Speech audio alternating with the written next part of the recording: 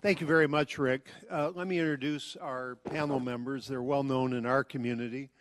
Rajesh Ambati is Senior Associate Dean for MBA programs. Professor of Business Administration, James F. Toey, Faculty Fellow. He's leading the creation and launch of the iMBA program, and thank you for joining us, Raj, and for your leadership. Eric Rindfleisch is John M. Jones Professor of Marketing and Chair of the Department of Business Administration. He's an expert in digital marketing and the creator of an acclaimed U of I course distributed by Coursera, Marketing in a Digital World.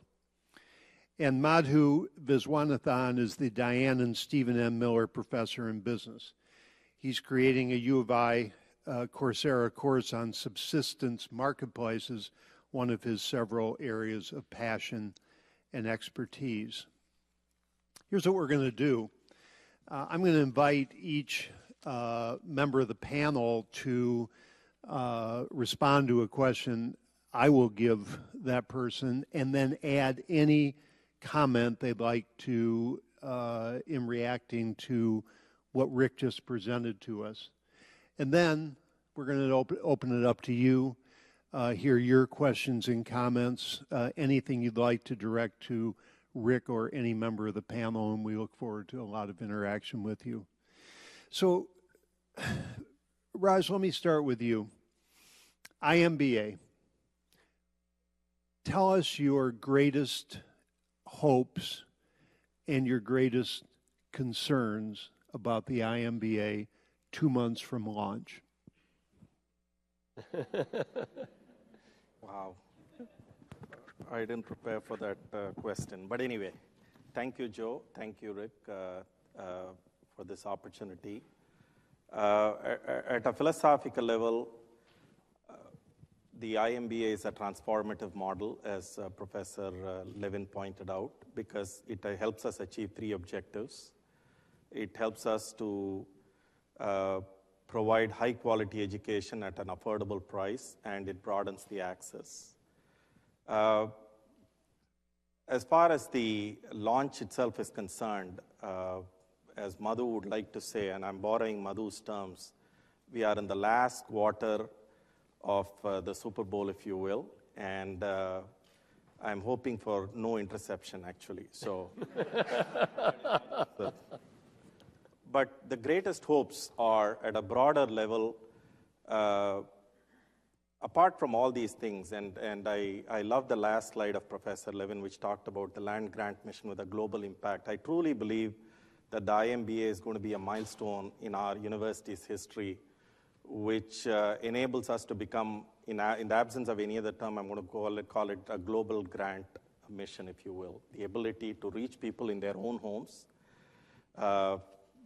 in languages that they are comfortable with in the long run, and thereby enhancing the quality of education that we provide around the world. That impact is incredible. Now, coming back to your question, I think one of the things that we are extremely proud of, and the positives are, we have broadened the definition of who an MBA student is. When we talked about the presentation, President Levin talked about career advancement, and from a pragmatic perspective, and people who come in for knowledge's sake. We have been able to attract people from multiple walks of life with different career aspirations, and therefore we have been able to bring them in. So that has been a fantastic thing for us. And added to it, the ability that we have had so far to integrate the Illinois platform with the Coursera platform is actually going to enhance the pedagogical experiences for the students.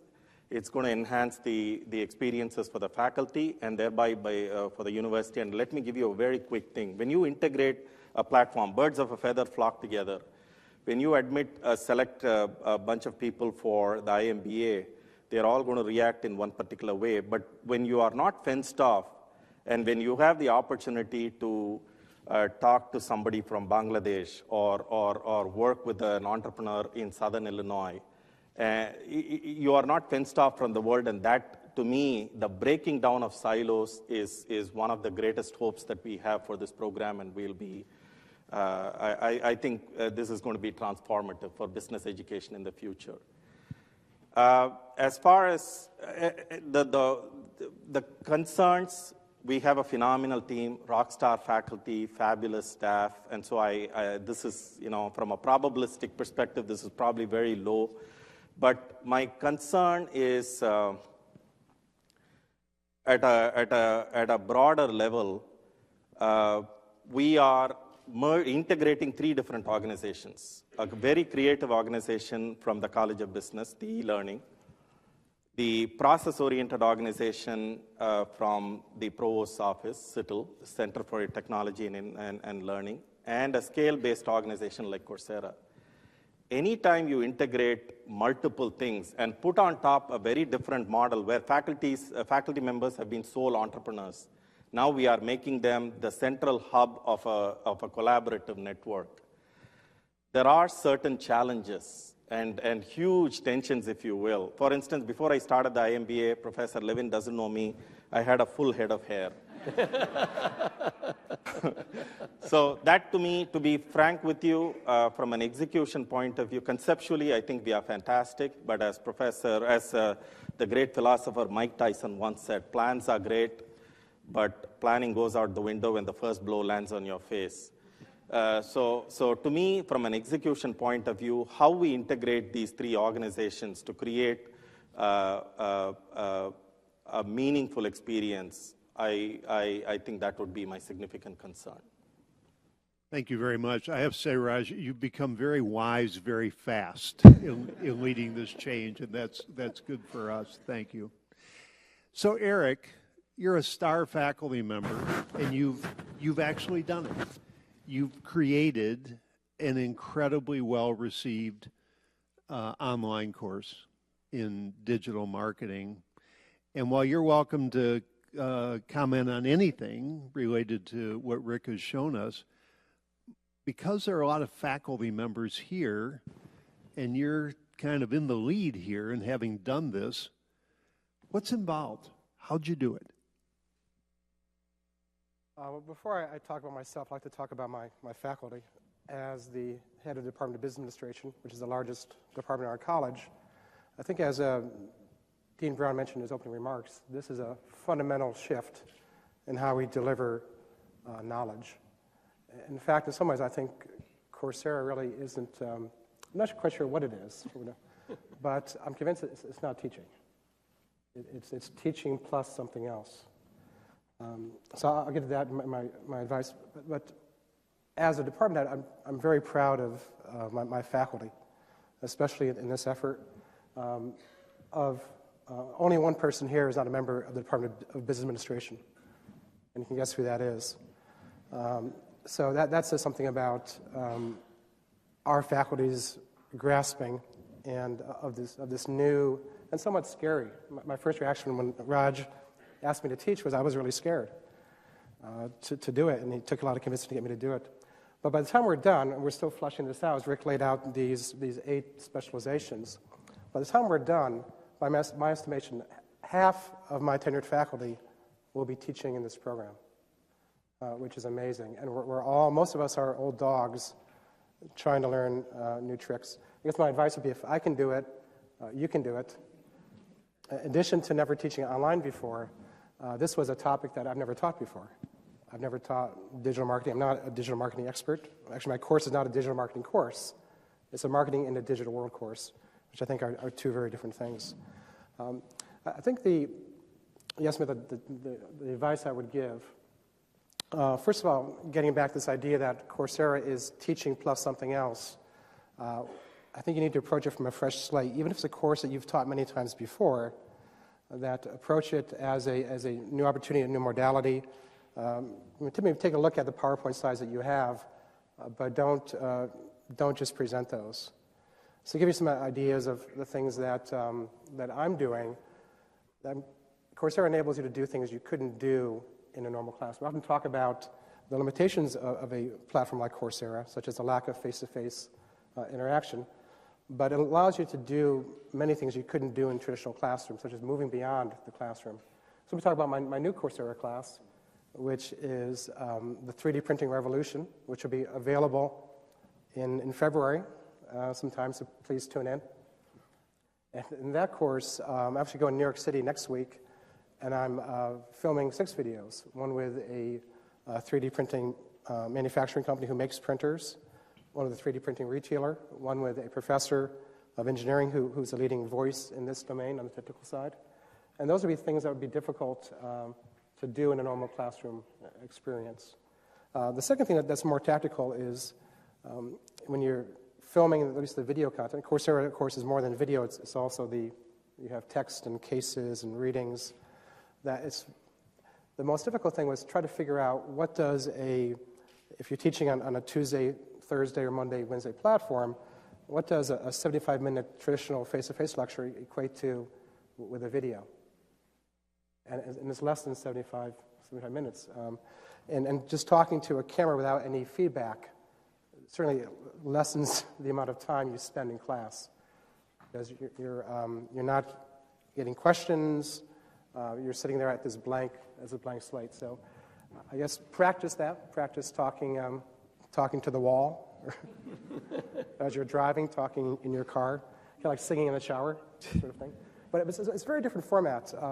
One thing that's different is when I began my first class a year ago this time is through Raj's help and Madhu's as well more recently, is we developed practices, best practices, and procedures to make this much easier. So that's, I guess, my advice. In terms of adding on to what Professor Levin mentioned, let me just talk about my experience teaching my current course, Marketing in a Digital World. And in Rick's talk, he talked a lot about the vocational aspect of Coursera, these certificates that could enhance someone's employability, which I think is a big part of it. There's also another side to this story that I've experienced recently when I was in Sao Paulo, Brazil a week ago, meeting with a dozen of my Coursera learners. And that, I guess the analogy I'm thinking about is, anyone's heard David Foster Wallace's address to Kenyon College 10 years ago. When he talks about this title of his speech, which is one of the best-known graduation speeches of all time, it's titled, This is Water. Has anyone heard that or read it? Yes, you know the story, right? So it begins this talk saying there are these 2 young fish swimming in the ocean, and an older male fish comes by, and he says to them, "Hi, boys, good morning, how's the water?" And he swims by, and they keep on swimming, and one turns to the other and says, "What the hell is water?" Right? And I think his point was that, given it was a graduation speech, is that we should pay attention to the water, that in the course of our busy lives and given the price of college education, we're focused on vocational training with the idea of what's in it for me. And so as a result, we become very self-centered. I think people have always been self-centered, but perhaps more than most, more recently. So the problem comes in, while being self-centered is certainly good for self-preservation, being an overly self-centered person doesn't make you very employable. It's not kind of fun to be around those people. They tend to be less happy, and they probably die sooner, right? So what's the opposite? The opposite that I think David is trying to get across in his graduation speech was to be self-reflective. And I think one of the great things about university education, this is not new. Socrates said, "The unexamined life is not worth living." I think back, Bertrand Russell's wonderful book, The Problems of Philosophy, talks about the value of higher education in terms of venturing to the liberating region of self-doubt. And I think it's what anthropologists would call making the strange familiar or the familiar strange. And I think we do a good job of that in higher education in terms of encountering ideas that we didn't think of before. I remember reading Animal Farm for the first time. Made me think new thoughts. But it's very large and very expensive. So what Coursera does is brings that equation down to something that's very accessible and very cheap. So these opportunities to constantly become self-aware. In fact, there's a wonderful course taught by a friend of mine, Raghunathan, I guess, out of the University of Texas, and it's called A Life of Happiness and Fulfillment. But you can even get into smaller modules. I remember taking, as a learner, Brian Hare at Duke has a wonderful course, Dog Emotions and Cognition. And just thinking about dogs having emotions, cognition, caused me to be some self-reflective. And as a learner, I've experienced that through Coursera, and I thank you for that. But also as an instructor. So when I was in Sao Paulo, Brazil, a week ago, I had lunch with a dozen of my learners. and between the ages of 25 and 65. And what struck me was, I think certainly as an individual, I tend to be very self-centered. So I'm a lot more focused right now on what I'm saying than what you're hearing me saying, like all of us are. And when I prepared the course, I was so worried just getting the content out there and, do I sound stupid? Can you understand what I'm saying? And all these things that go through your head. I didn't have a chance to reflect on what people get out of it. And so just sitting there and hearing these stories one after the other of what they were learning from my class and putting it into use caused me to be very self-reflective. And that's something that I typically don't get as much of, certainly not with that diversity of audiences.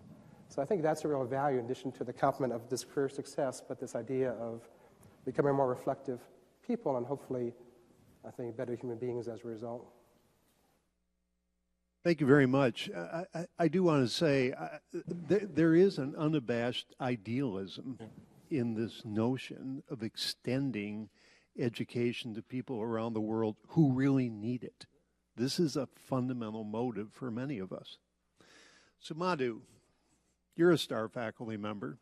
This year, you may not all know this year when the university chose the person to welcome thousands of new freshman students to the University of Illinois, their very first exposure, the very first person they heard was our colleague Madhu. It was a real honor and a great choice.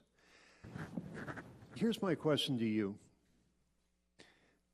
It's no secret that there is still doubt out there in the world about the quality of learning when it comes to online education. My question to you as a great teacher, a scholar, an innovator is, what do you really, truly think about online education? Thank you very much, Joe. I'm going to answer that in a roundabout way in terms of how I came to this. We try to reach people who probably cannot take a Coursera course through our work. My scale is minuscule, but we have, through a teacherless video-based approach, we've reached about 30,000 women through our program on marketplace literacy. So that's my starting point. And what we did was not only look at this notion of marketplace literacy, which teaches people the why of the marketplace, but we also deployed it through a multimedia method where there is no physical teacher. And that's really where I come from. And one of the things I know is it works. It took me many, many years to say that, but it works. And there are many people who are better customers and quite a few who have started an enterprise because of that. So that's my bias, if you will. I was the guinea pig for the first Coursera class in the College of Business, and Raj often says, "Where's the guinea?" whenever I say that. But to me, it was very natural to do it. It was a platform, and as Norma likes to say, I'm shameless.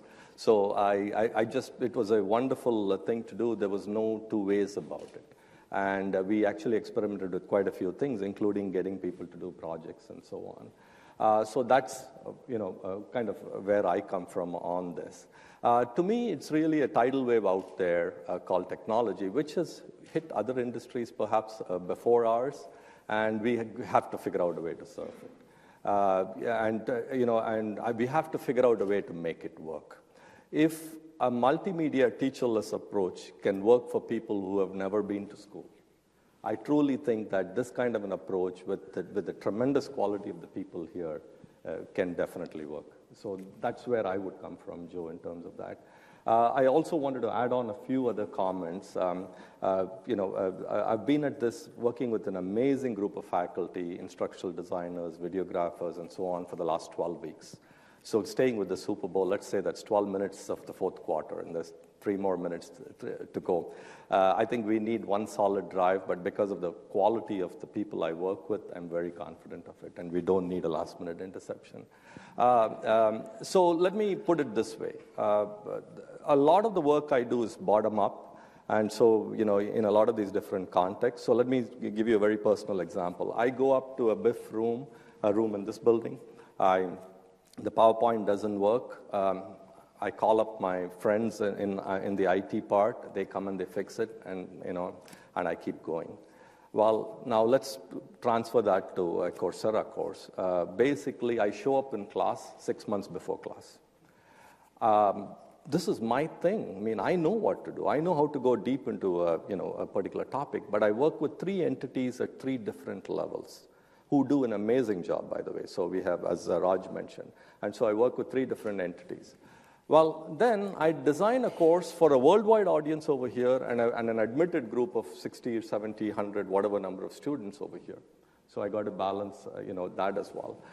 I'm at the cutting edge of, designing education, designing the curriculum, the content, and the delivery, at the cutting edge of the university administration trying to adjust, and the cutting edge of technology in saying, here's a new software where once you create the slide, we can embed it in the video and so on. And the faculty is at the cutting edge of all of those, different things. So what does it take? Which is really what, my focus has been on. And again, as I said, I'm honored to be on the stage, and I'm also honored to work with the people in the last 12 weeks.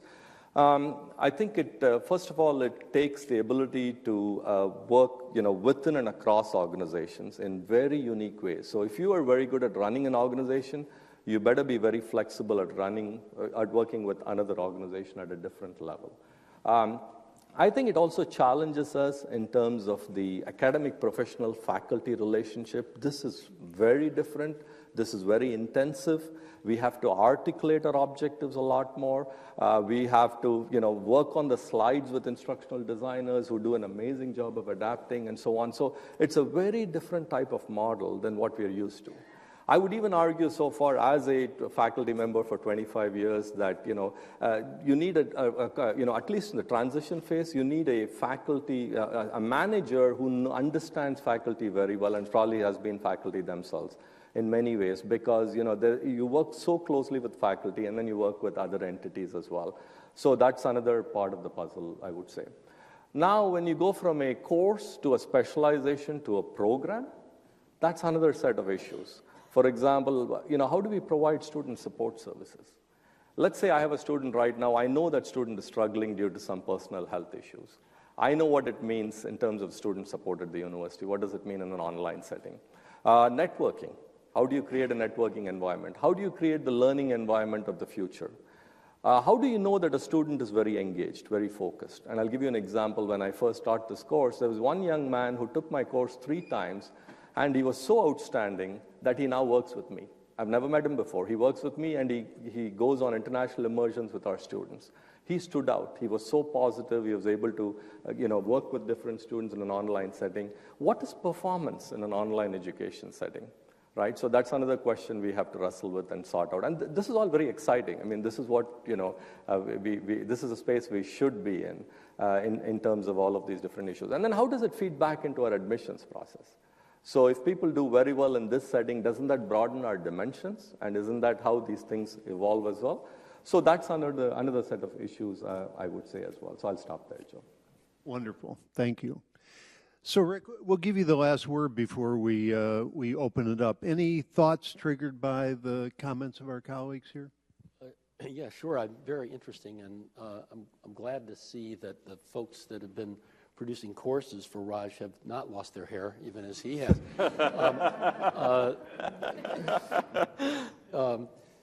I'm taken by some of the insights that the two of you have talked about in terms of your experience teaching. It is different. I mean, the medium does affect what works. This is true in any new technology. When you think of the creation of the motion picture, I mean, the original thought was, oh, isn't this great? Now many people will have access to Broadway and London theater.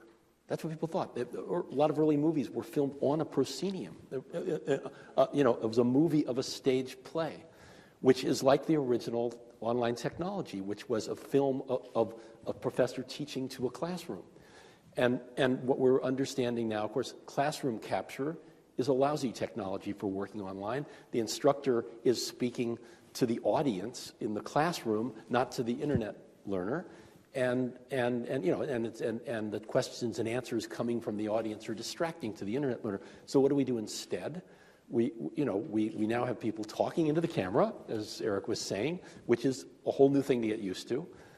And then we're learning from the experience. You all know from teaching, and particularly in business schools, which are very good at this, that you don't stand there and talk for 75 minutes. You engage the class. You're always asking questions and getting responses to keep things lively. Well, how do you replicate that if it's just you and that solitary learner out there looking at the screen? You have to interrupt the lecture. And so what we've learned, not only did we take that finding from actual pedagogical research in the classroom, that you need to interrupt at least every few minutes to keep people's attention, but we've actually, because we have this huge sample of activity, we can test, we can learn. We've actually tested 6, 7, 8, 9, 10, 12 minutes. What's the right interval for keeping people engaged till the end of the module?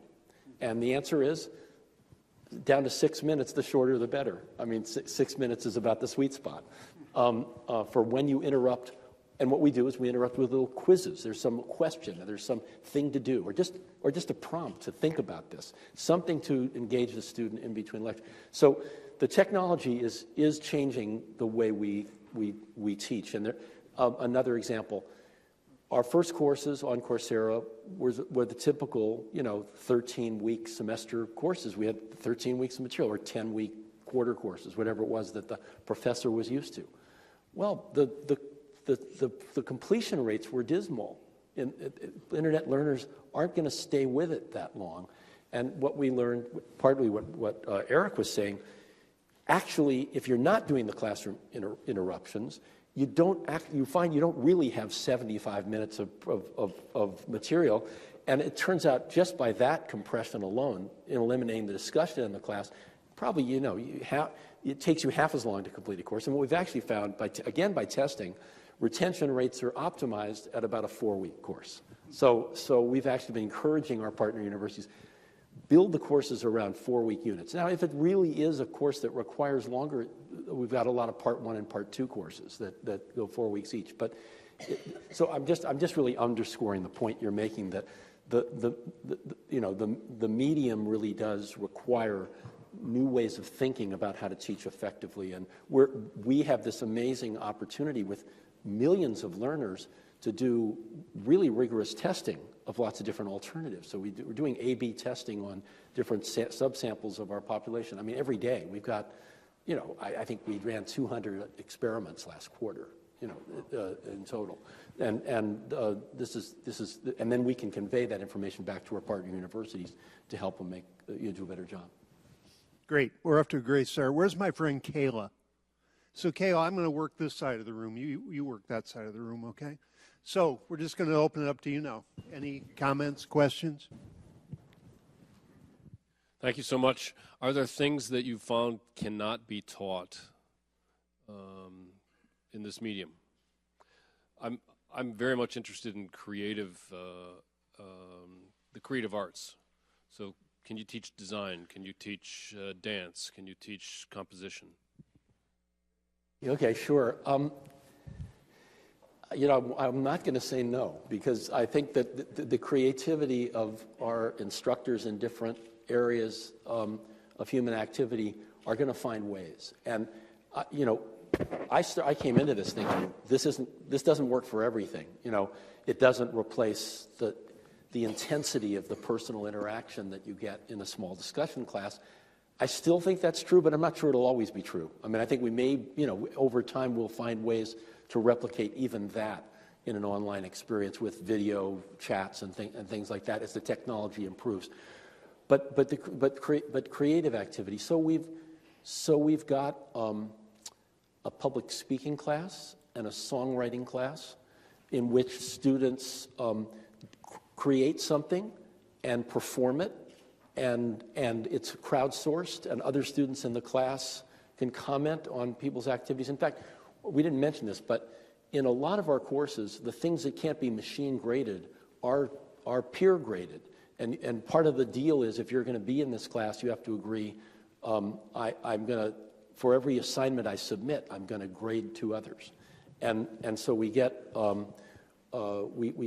peer feedback. So we've had, the Berklee School of Music's programs on songwriting and creative activity have been going very well. There are, same deal with design. the project, I mean, this is an interesting example. We have a Yale course in Roman architecture where the capstone, sort of the project at the end of the course is to design a Roman city and have it peer graded, to use the principles that we've discussed to design a city.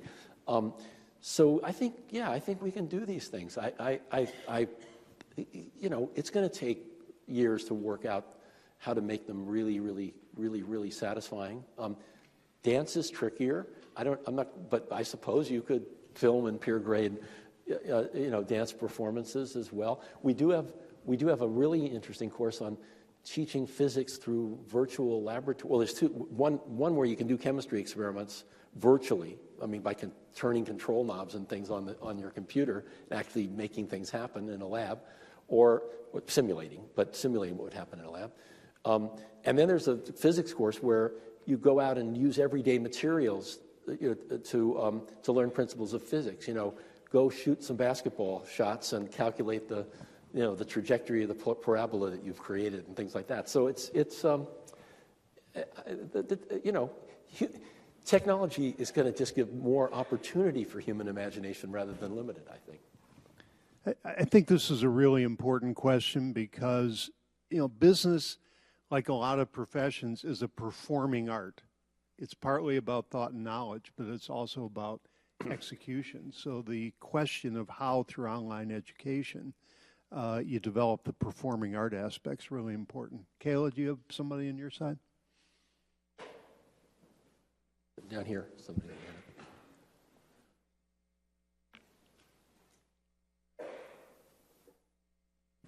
Hi, my name is Brad, and I work for a nonprofit organization that helps individuals achieve education and workplace success. My question is for Professor Levin, and it's really about segmentation and what you've learned about student segmentation, either through their abilities or their behaviors or goals. In many ways, it seems like Coursera has some of the complexity that community colleges do, in that not everybody that's going to a community college is really looking to go through a whole course completion. Mm. And so I'm not sure that course completion is always the right metric to be graded by, to be quite honest. Right. And especially if you're looking at segmentation within your student body, I'm wondering, Professor Levin, if you can share any insights that you've learned about that type of, the different goals and especially like different types of abilities that people are bringing, and if you've been able to segment that. Yeah, if you could share that. Very good question, and it's something that we do want to more rigorously research over time. But it's very clear. You're quite right about. I mean, your intuition is completely correct. People have different motivations, and there are many people that we have surveyed learners. I mean, the percentage who actually intend to complete is well less than half of the students who start a course. They may be looking for something in particular. They look at the outline and they say, there's this one gap in my knowledge that I'd love to take this section of the course and hear those, watch those videos. Or alternatively, I think of my own behavior. I haven't completed a Coursera course. I've sampled lots of them.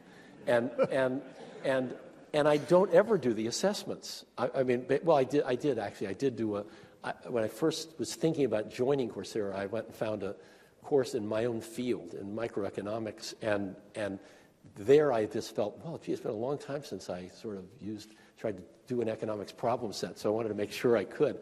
But so I did that. But basically, a lot of people actually watch all the videos and do some or maybe none of the assessments. So they're auditors, effectively, of the content. I know this is true. My friend Bob Schiller, who's a Nobel laureate in economics, taught a course on Coursera. In his first session, he had 147,000 students enroll. He had 8,000 actually complete, in the sense that they did all the assessments and did the whole course, which is more students than he taught in his entire 32-year Yale teaching career. On top of that, he had 12,000 people watch all the videos. So there were 20,000 people who actually took the whole course and they don't count as completers. So you're right. People have different, approach with a variety of different motives. One of the things that we're going to be doing in the future is much better indexing of our content, so that right now our searches are based on essentially the course description pages. So the keywords and the describing the course will lead you to a particular course. So if you search in Google on machine learning, you'll get Andrew Ng's course on machine learning on page 1. Or you search on data science and you get the Johns Hopkins data science specialization as the second entry right under the Wikipedia entry. So that's good. But what could be even better is if you actually had keyworded every lecture, every video module, so a learner could go straight into one, I want to understand black holes, and you go right into a lecture, on black holes. So we would become the visual Wikipedia of the world. It would be an aspiration. So satisfying the broad range of learner objectives, like you're talking about. Great. Do we have somebody on this side? Yeah, thank you very much. My name is Wei-Liang Zhang, and I was a community TA for Professor Eric course in summer break. Community TA, yeah, CTA so called. And my concern about this program is actually, because these 3 professors and President Rick just talked about their concern about the classroom, but my question is more like outside the classroom, because when it comes to one course, I think this way to deliver knowledge is very fantastic. But when it comes to a formal MBA program, I think what make ELS SOM to be a great program, what make our COB program to be a great program, it's never going to only be class, but something beyond the class, outside the classroom. We have successful alumni in different industries. We can bring the experienced professional from different industries to be our keynote speaker, guest speaker, and to tell us what is happening in the real world. Because even in the traditional business school education, there is a gap between the real world and the classroom. And in the traditional business curriculum, we have a community, and this community may help us in this site.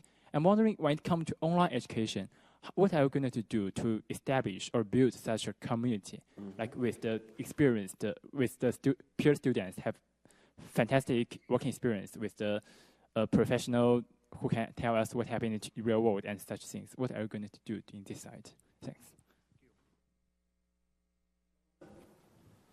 Okay, I'll take the first. At a philosophical level, there are different segments in the marketplace, right? I mean, you have a segment that is going to value the residential experience. You have a segment that can only come in over the weekends but still values the residential experience. The online MBA is fundamentally a segment that values the convenience but wants high quality education, if you will. But at a very philosophical level, obviously, there are a couple of issues that I have to talk about, and this is based on research that has already been done by Georgia Tech in their online MOOC platform, which we studied very seriously. At a very philosophical level, one of the things that I would say to the students who are involved in this online MBA program is to create ownership, if you will, in the program.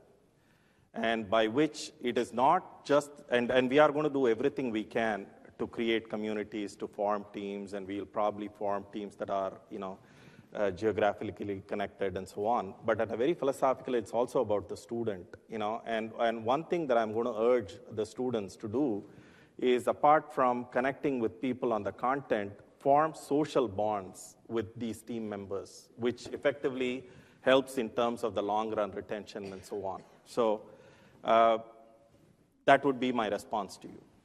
Yeah, I just wanted to add that this is exactly what we are wrestling with right now. How do we create that network? That's how we go from a course to a specialization to a program. How do we connect them to alumni and so on?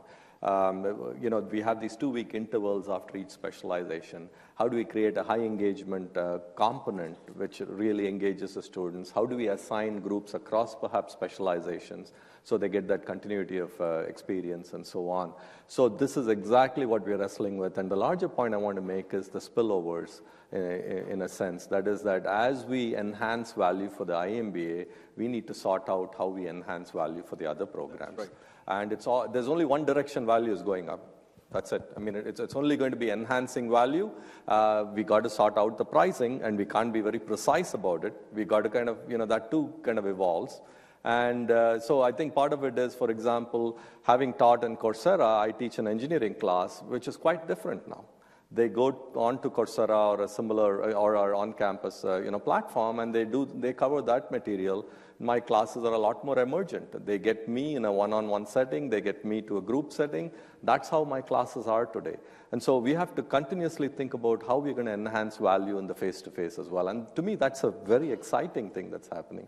And in all cases, we got to keep on enhancing value. So that's what I would really emphasize. I'd say that we are sorting out a lot of these issues.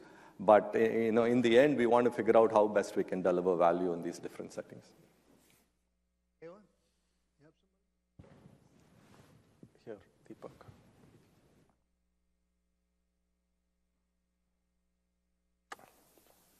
Hi, my name is Aaron Barnes. I'm a second-year marketing doctoral student. I'm wondering if we have any concerns or if you've anticipated any negative reactions from current students or alumni of the business program by offering this online service.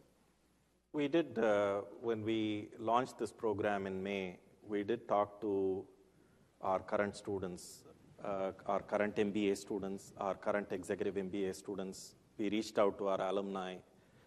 And I will say to you, at a broad level, less than 2% of them were negative, at least expressed negativity. Because at a very philosophical level, it is, one part of it is we are democratizing education and we are providing it at an affordable price. We are giving the opportunity for the best and the brightest of the world to partake in Illinois education. But at another philosophical level, you have to understand, when you have 568,000 learners across 6 courses on the Coursera platform, across 100 plus countries, this is global footprint for the University of Illinois. This is going to benefit you, the current students. This is going to make our faculty rock stars. And this is going to make students from around the world. We have had students who have emailed us and said, we have taken a course from Eric, Professor Eric. We want to see Professor Eric in the classroom. So, so we think the overall equity of the Illinois brand is going to go up. The kind of people we have recruited for our iMBA, they are going to be terrific ambassadors for us. They are going to be phenomenal students and phenomenal alumni as well. So at a very broad level, we have to look at it in a longer stretch, in a much longer time frame. The question for us, when we embarked on this, it is always a very hard decision, and people always talk about brand equity and dilution, et cetera, and I look at it as a strategic renewal. I look at it as, how do we take another vehicle, merge with us so that we can survive and thrive for the next 100 years? And I promise you, from the reactions of our alumni, right now, after our launch in May, we have had 140 plus media mentions around the world. If you believe that the universities of the future are going to be graded by the numbers of people we touch, as you highlighted in your interview with John Byrne about 6 months ago, we are doing the right thing. This is absolutely going to do well for you. Trust, at a very philosophical level, when we made this decision, it was a tough decision, and Dean Brown was involved, Dean Emeritus Larry was involved, Larry DeBrock was there, etc. They are all dyed orange and blue, and they want what is best for Illinois for the next 50, 100 years. And believe me, this is absolutely, absolutely the right thing to do, because overall, it enhances the quality of education. By virtue of our online content, we are going to repurpose the face-to-face education, the residential experience, if you will. But at a larger level, it is a win-win-win from all perspectives. Can I add to that? Ed, Eric. Just one, I totally agree with Raj. Although we are the first to offer a degree, an MBA degree on the Coursera platform, we're not the only ones who are rethinking our MBA business model. That's right. So, for example, just in the past month, the University of Michigan announced that if you're an MBA student at the University of Michigan, you're entitled to lifetime access to free executive education. That's right. Even more radically, Arizona State announced starting next year, I believe, all MBA students will attend for free. So I certainly think that there'll be more students upset at Arizona State than there are here at the MIT just went with a very similar model last month in their one-year supply chain, which is exactly a very similar model to ours. So I think the future is bright. And the future is bright because when these people are talking about MIT and Arizona State, we are in the ballpark.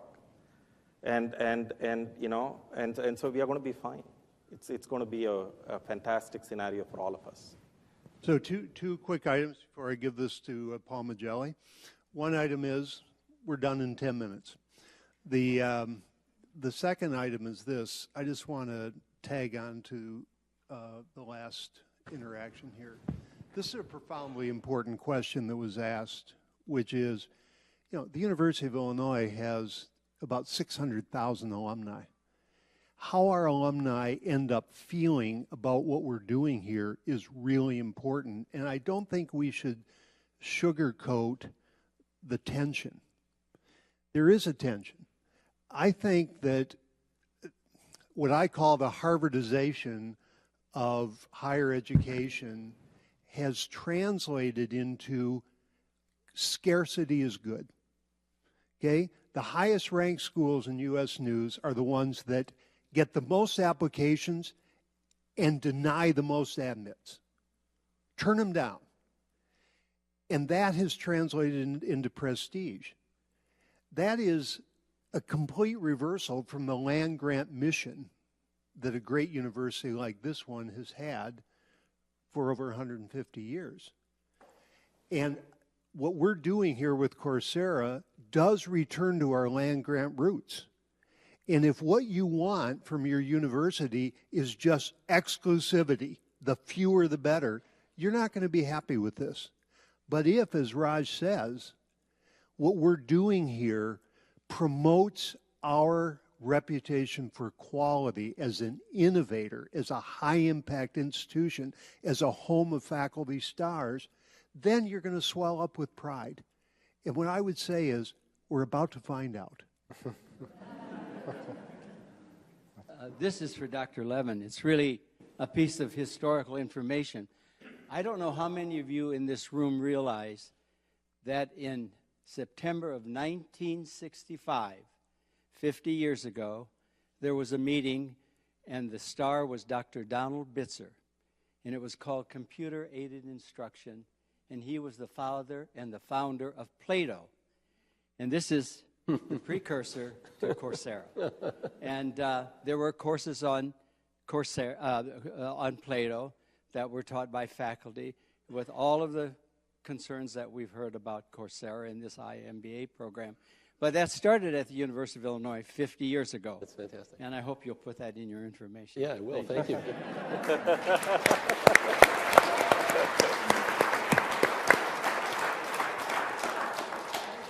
For one more.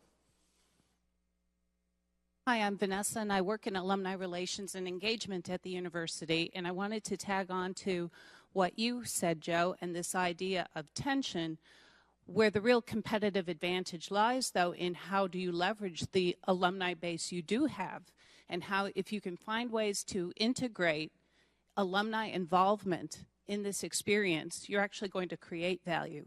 And I think that's going to be the competitive advantage versus the exclusivity argument. Thank you. Yeah. I guess I'd like to ask Rick on this whole exclusivity, access, quality, reputation. I mean, you're a 20-year president of Yale.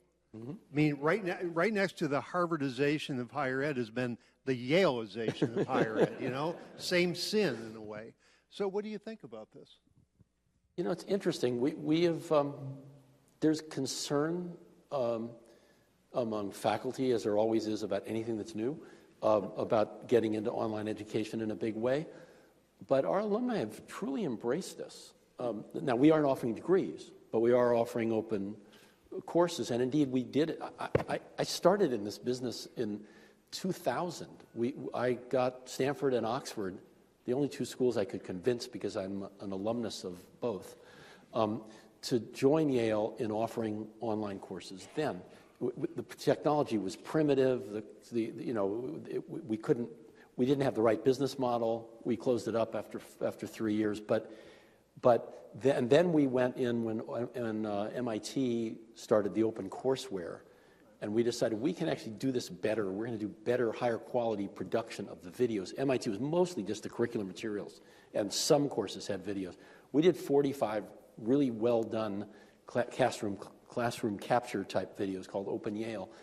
And our alumni loved it. They thought this was fantastic, and that they could get access to today's professors, and the idea that they were sharing this with everybody else was appealing. So when we joined Coursera, our alumni body at least was already conditioned to this is something that Yale does and we can be proud of. Now, the first online degree program that Yale offered, not with Coursera because it was a different kind of model that involved clinical placements and so forth in a physician's associate program. That's sort of flown under the radar with the bulk of our alumni. It'll be interesting if we start offering Yale degrees. Right. I think the tension will probably come forward. But on the whole, there's been a lot of excitement about the kind of things Roger was talking about. This is creating reputation for the university, and after all, we have these incredible resources in our faculty. And why not share it with the world if it's as long as the experience on campus remains as robust and valuable as it is. Right. The reason I think we're on the bleeding edge with iMBA is that the crown jewels, the family jewels with universities are degrees, granting degrees. Yeah. So the issues of admission standards, granting degrees, who's out there in the world with our pedigree, that's where it becomes really sensitive. And I deeply believe that we can and will pull this off, and I think it will. I think it'll actually begin a trend back toward, if you're able, if you're motivated, if you have the drive to completion, we're here for you. And then you become one of our alumni ambassadors, and I think it'll be terrific. Jeff, would you come up? Because I think we want to do a presentation and thank Rick, right? Yeah.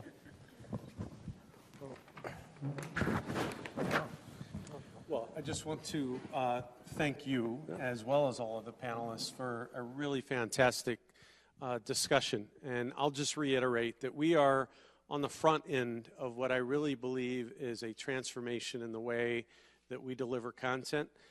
It's going to be a road that none of us can perfectly predict as we go forward, but I was absolutely delighted to hear from probably the person that is better equipped to talk about this subject than anyone else in the world. So thank you for being here today, and thank you for your partnership in this project. Well, thank you, Jeff. It's really a pleasure. Thank you, Jeff. Really Thanks, Madhu. Eric, great job, Raj. Good job, thanks. We do welcome everyone here to join us in a reception out in the atrium of Biff. Here is present.